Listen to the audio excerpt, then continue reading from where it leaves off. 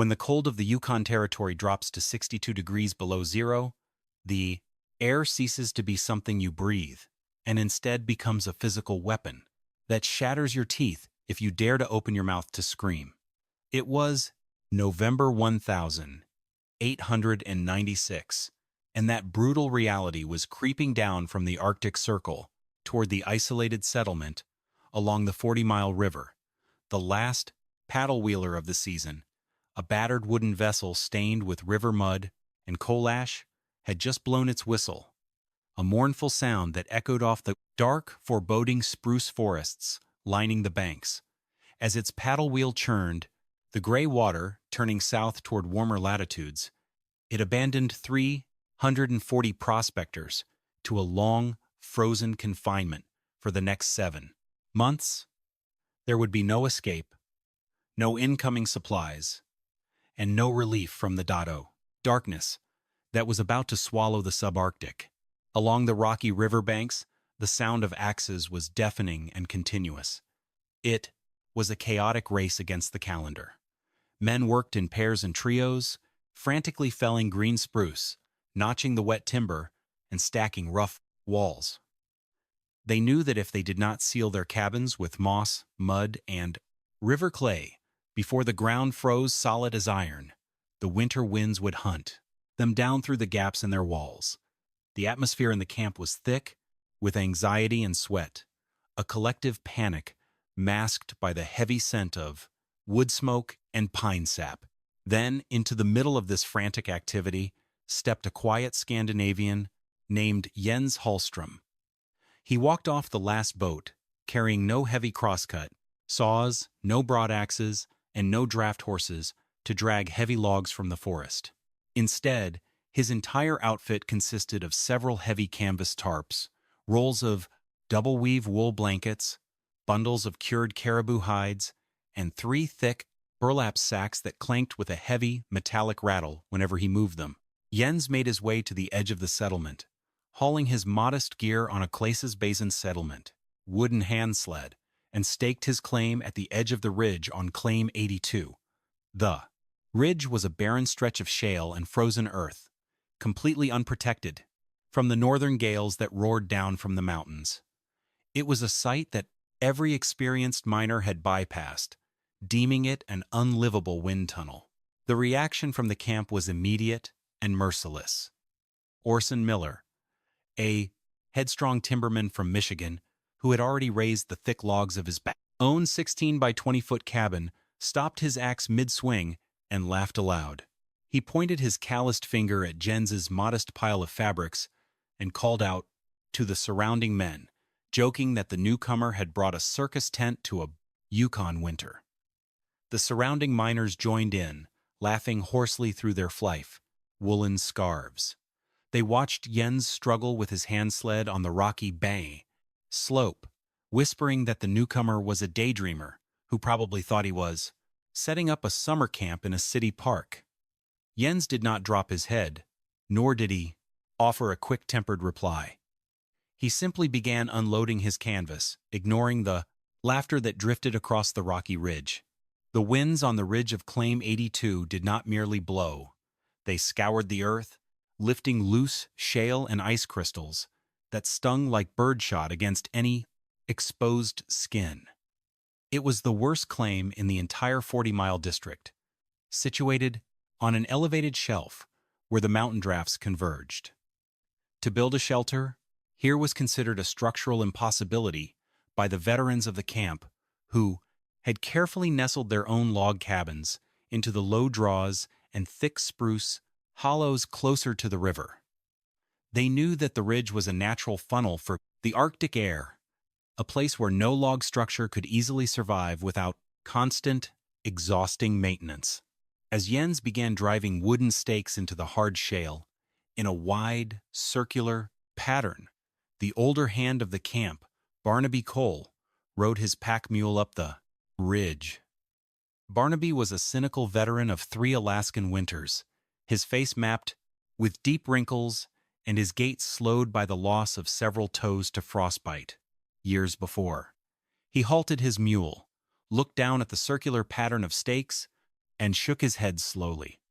He warned Jens that the circular canvas structure he was planning would be shredded by the first real northern gale, explaining that the winds up here would catch the fabric like a sail and rip it from its moorings before the winter solstice even arrived.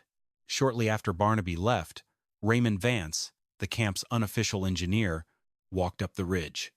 Raymond had studied structural design in Colorado and had spent years building timber mine supports in the Rocky Mountains. He looked at Jens's materials with a cold, analytical eye, dismissing the entire setup. Raymond explained to Jens that canvas possessed a thermal resistance value of almost zero, and that trying to survive a Yukon winter inside a fabric tent was not just foolish, but a mathematical certainty of hypothermia. He argued that, without thick wooden walls to stop the cold, the internal air would match the outside temperature within minutes of the fire dying down. Jens listened politely to both men, his face calm and unreadable. He did not attempt to argue with Raymond's formulas or Barnaby's experiences. Instead, he felt a quiet resolve, anchored by the memory of his grandfather, a Sami ancestry, herder, who had lived his entire life in the high tundra of northern Sweden. His grandfather had taught him that the key to surviving the deep freeze was not to build massive barriers to fight the wind, but to use the natural geometry of the crotid, earth and air to divert and store heat. Jens knew that the traditional log cabin was a rigid, drafty box that fought the elements, whereas the circular, conical designs of the northern nomads worked in harmony with the physics of wind and warmth. With that quiet confidence, he picked up his spade and began to dig. As the November days grew shorter, and the pale sun barely cleared the southern horizon, the contrast between Jens's methods and the rest of the camp became stark. While Orson Miller's crew expended massive amounts of physical energy, dragging heavy, wet spruce logs through the freezing mud, their shoulders bruised and their hands raw, Jens worked quietly on his own. He did not cut a Taenzer, single tree. Instead, he stood in his circular pattern of stakes and began digging into the earth, using a heavy steel spade to break through the crust of frozen gravel and clay. The sight of a man digging a large pit in the middle of a barren ridge drew a constant stream of onlookers. The miners would pause on their way to the timber stands, leaning on their axes and laughing. They whispered among themselves that the quiet newcomer was digging his own grave, or perhaps building an underground root cellar to store potatoes that would freeze solid anyway. They could not comprehend why someone would waste valuable daylight digging into the hard earth when they should be cutting logs to build a proper cabin with 4 walls and a roof. Jens's excavation was precise and methodical. He dug a circular pit, exactly 24 inches deep and 16 feet in diameter, moving the heavy earth with deliberate, steady movements to preserve his energy. He sorted the excavated dirt, placing the larger stones in one pile and the fine gravel, clay in another. He worked from dawn until the twilight took the sky, his woolen coat damp with sweat, despite the freezing temperatures. By the evening of November 12th, the talk at the local trading post was dominated by Jens's grave. Orson Miller led the mockery, laying a gold nugget on the rough timber counter and wagering that the newcomer would be begging for a bunk in whomever else's cabin before the winter solstice. The miners joined in the betting, offering various predictions on exactly when the canvas structure would collapse or when Jens would be found frozen inside his pit. They were entirely certain of their frontier orthodoxy, believing that a log cabin was the only civilized way to survive. They had no idea that Jens's excavation was the foundation of a sophisticated thermal system that would soon put their drafty, wood-devouring cabins to shame. Digging 2 feet into the Yukon soil in late autumn was not a simple matter of physical labor. It was a battle against the frozen permafrost that held the brazen gravel together like concrete. The ground was so cold that a steel spade would bounce off the surface, leaving nothing but a faint white scratch. To break through this frozen active layer, Jens had to employ an orderly, step-by-step process of fire thawing. He would build small, controlled brushwood fires along the perimeter of his circular layout, letting the heat soak into the frozen ground for several hours until the soil softened. Once the fire burned down, Jens would quickly scrape away the hot coals and dig out the top 3 or 4 inches of thawed, muddy gravel before the ambient cold could lock it down again. He repeated this cycle of burning, scraping, and digging dozens of times, working his way down inch by inch. The process was slow and demanded immense patience, but it allowed him to excavate the circular pit without exhausting his muscles or breaking his tools. The excavated soil was not thrown away randomly. Jens shoveled the fine clay and gravel onto the lip of the pit, carefully compacting it to build a continuous 14-inch-high earth berm around the entire 16-foot diameter. This berm served as a tight windbreak at ground level, diverting the low-sweeping mountain drafts up and over the shelter. The physical logic of this subsurface design was rooted in the stability of the Earth itself. While the surface air temperatures in the Yukon fluctuated wildly and dropped to lethal extremes, the soil temperature below the frost line remained relatively stable, hovering near the mid-30s. By placing the prison living floor of his shelter 2 feet below the surface, Jens was effectively nesting his home within a natural thermal cushion, shielding the bottom of his living space from the direct impact of the frozen atmosphere. With his subsurface pit excavated and the earth berm compacted, Jens turned his lively attention to the 40-mile river. The margins of the river were already thick with shelf ice, a dangerous slurry of gray slush that froze and thawed with daily temperature changes. Jens spent 2 full days wading through the freezing shallows, his thick woolen trousers frozen stiff below the knees, selectively harvesting flat stones from the riverbed. He was highly selective in his search, choosing only dense, heavy granite and flat sandstone blocks. He knew that the mineral composition of the stones was critical. He carefully avoided shale, limestone, or any porous river rocks that contained trapped pockets of moisture. If he used waterlogged stones, the intense heat of his indoor fire would turn the internal moisture into steam, causing the rocks to fracture violently and explode, sending sharp stone shrapnel across his living space. Jens hauled exactly 850 pounds of these selected river stones up the ridge to claim 82, using his wooden hand sled in agonizing, heavy trips. He stacked the stones in a tight double-walled circular ring 2 feet high in the exact center of his excavated pit. The construction of this stone ring was orderly and precise. He did not simply pile the rocks. He arranged them with small air channels running between the blank, individual stones, creating a structured path for airflow.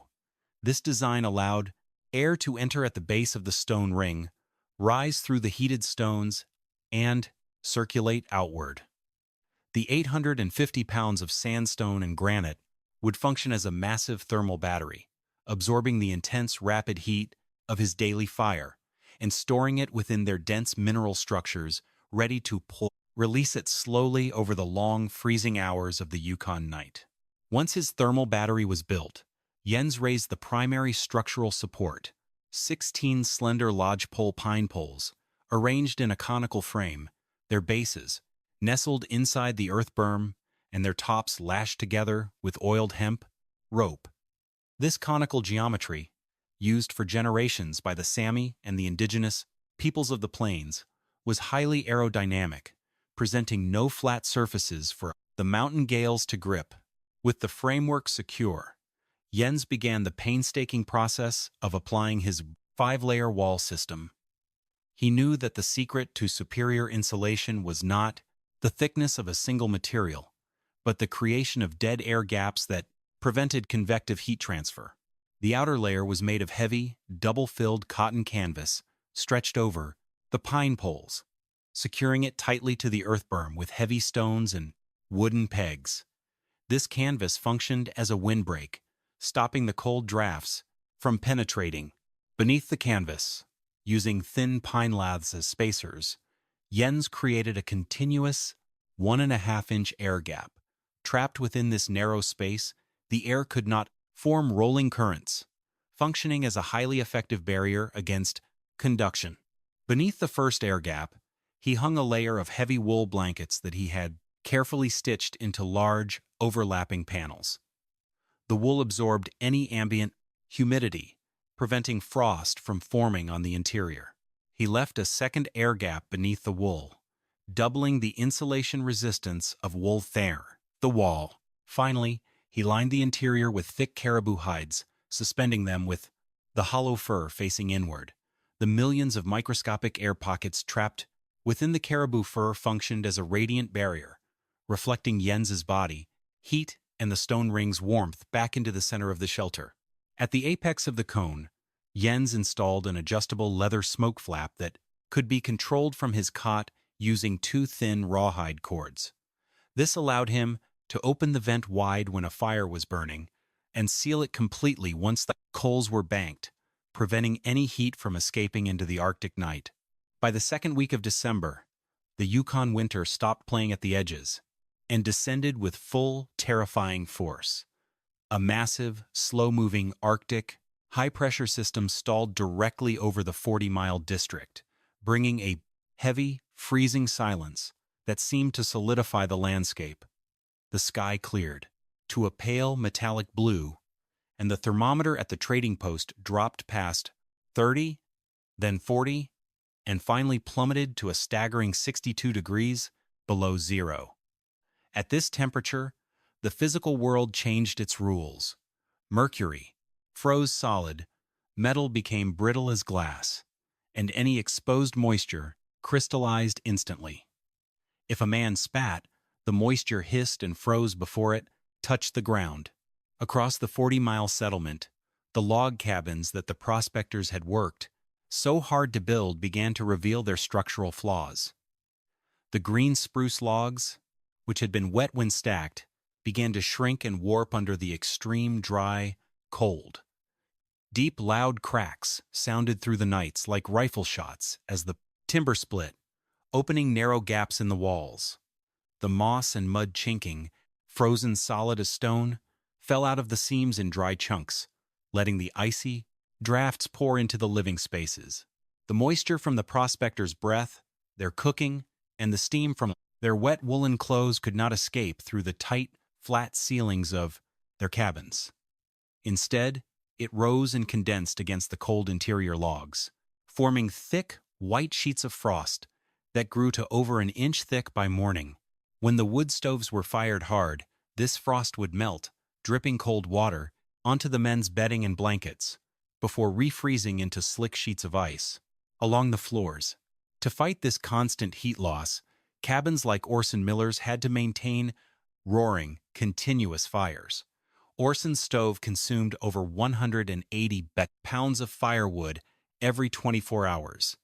He was trapped in a grueling, relentless cycle. He had to haul heavy frozen logs from his outdoor pile, split them with an axe that threatened to shatter in the cold, and feed the stove every 3 hours. He could not sleep for more than a brief interval before the promise. Cold would wake him, his breath fogging in the dark room as the fire died down. His hands were raw, his eyes bloodshot from smoke, and his mind exhausted from the relentless pressure of keeping his family alive. Inside the circular shelter at Claim 82, Jens Hallstrom's daily routine was calm, quiet, and required none of the frantic energy that was exhausting the rest of the camp. His preparation for the coldest night of the winter began in the late afternoon, exactly 2 hours before the pale sun dipped below the mountains. He would open the leather smoke flap at the apex of his shelter, slide his wooden draft gate open at the base of his earth berm, and light a small, hot fire inside the central stone ring. Because his firewood was stored inside the dry, ventilated perimeter of his earth berm, the wood had dried to under 12% moisture content. It caught fire instantly, burning with a bright, intense flame that produced almost no smoke.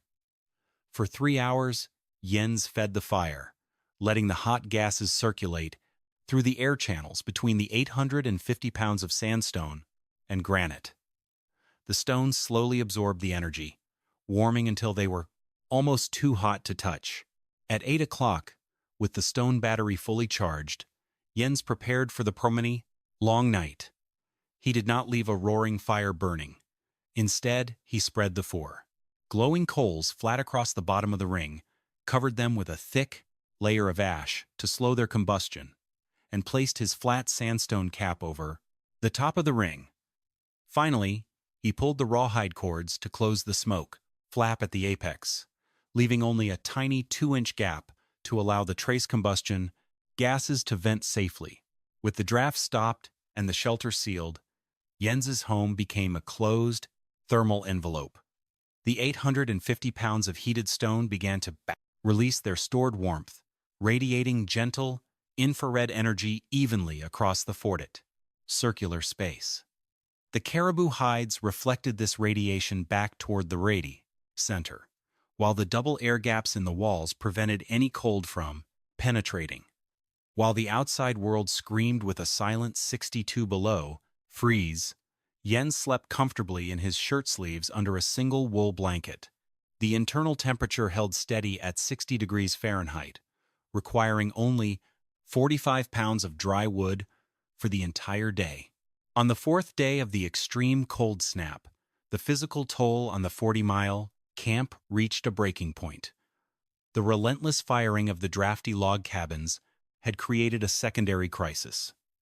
In Orson Miller's cabin, the constant, high-intensity burning of green resinous spruce had caused a thick layer of creosote to accumulate inside his metal chimney pipe. The extreme cold outside cooled the pipe rapidly, causing the rising wood smoke to condense and freeze into a black, tar-like sludge that blocked the draft. In the middle of the afternoon, with the outside temperature holding at minus 60, Orson's stove began to backdraft. Thick, acrid smoke poured from the air intakes, filling the cabin within minutes. Orson's wife and their 7-year-old daughter, Clara, coughed violently, their eyes stinging as the room became unbreathable. Orson was forced to open his cabin door to clear the smoke, letting the freezing 62 below air rush inside. The internal temperature plummeted to near zero in minutes, freezing their water bucket solid on the kitchen table. Orson tried desperately to clear the chimney blockage from the roof, but his hands, stiff with cold, could not loosen the frozen pipe joints. As the twilight fell, his cabin was cold as a grave and filled with soot. Clara, already weakened by days of breathing smoky air and sleeping in a drafty room, began to shiver violently. Her lips turned a pale blue, and she stopped responding to her mother's voice, her body slipping into the dangerous, quiet lethargy of advanced hypothermia. With no way to relight the stove and his cabin temperature dropping past 15 degrees, Orson realized they could not survive the night. He wrapped Clara in their heaviest wool quilts, took her in his arms, and told his wife to follow him. They stepped out into the killing cold, their breath freezing into thick clouds as they stumbled through the deep snow. Orson did not head toward the lock, trading post, or the other cabins. He headed up the windswept ridge of Claim 80, toward the only shelter that still showed a thin, steady plume of white steam rising into the cold air. The door to Jens's shelter was a low, double canvas flap lined with fur, designed to create a tight airlock. When Orson Miller kicked it open, his body trembling from exhaustion and the bitter cold of the ridge, he did not find the damp, smoky cave he had predicted. Instead, he stepped into a world that felt like a quiet summer afternoon. The air inside was dry, clean, and filled with the gentle, radiant warmth of the central stone ring. The change was so sudden, so physically overwhelming, that Orson stumbled, nearly dropping Clara as his frozen joints began to thaw. Jens did not ask for explanations, nor did he remind Orson of the jokes he had made at the trading post. He immediately laid Clara on his own cot, which was covered in thick, warm caribou furs. He checked her hands and feet for frostbite, then wrapped her shivering body in a dry woolen blanket that had been resting near the heated stone ring. The heat in the shelter was not the dry, scorching air of a metal stove, but a gentle, penetrating warmth that seemed to come from the earth itself. The sandstone and granite blocks were still radiating their stored energy, holding the interior at exactly 60 degrees Fahrenheit, a full 45 degrees, warmer than Orson's freezing cabin, and an incredible 122 degrees above the outside air. Jens brought a cup of hot spruce needle tea from the stone hearth, helping Clara drink as her shivering slowly subsided. Within an hour, her lips regained their sided, natural color. Her breathing became deep and regular, and she fell into a peaceful, warm sleep. Orson sat on a wooden three-legged stool near the cot, his head in his hands, listening to the quiet, steady warmth of the shelter. He looked at his daughter, then at the circular stone ring, and finally at Jens, realizing that the simple, fabric-covered dome he had mocked was a masterpiece of thermal design that had just saved his child's life. The rescue of Clara Miller was the final, undeniable proof that broke the skepticism of the 40-mile camp. Before we continue, hit that like button, subscribe to our channel for more frontier engineering wisdom, and comment below. What's the coldest temperature you've ever had to survive? Now, let's examine exactly why this primitive design outperformed every log cabin in camp. On the morning of January 14th, when the extreme cold front finally began to loosen its grip, Raymond Vance, the camp's mining engineer, made the trek up to Claim 82.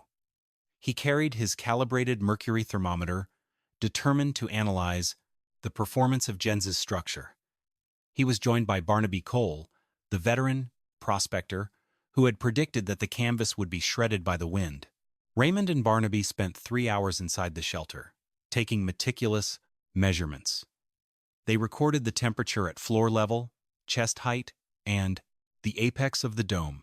They analyzed the density of the sandstone blocks, calculated the heat retention of the stone battery, and measured the rate of dildo heat loss through the 4-layer wall system. The data was clear and irrefutable. The dead air gaps between the canvas, wool, and caribou hides achieved an insulation value of R14, double that of the typical 6-inch spruce log walls in the camp. Because the circular structure had no corners or seams, air infiltration was near zero, eliminating the convective drafts that scoured heat from the log cabins. While the average log cabin had burned through nearly 3 cords of wood during the cold snap, Jens had used less than half a cord, achieving a 73% reduction in fuel use.